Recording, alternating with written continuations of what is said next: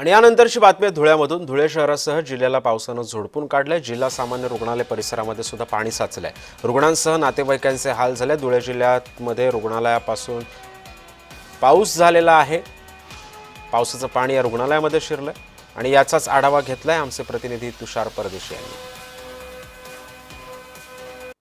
धुळे शहरासह जिल्ह्याभरामध्ये सकाळपासूनच पावसाने जोर धरलेला आहे।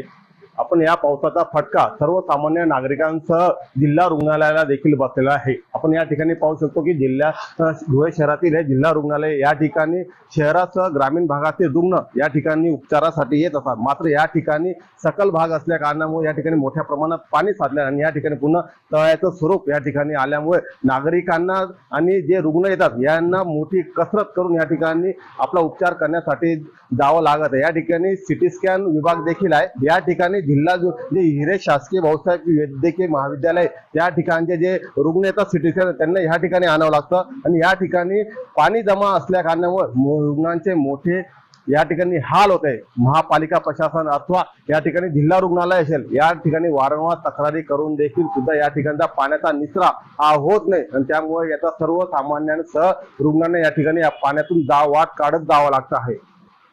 तुषार परदेशी, जय महाराष्ट्र, धुळे।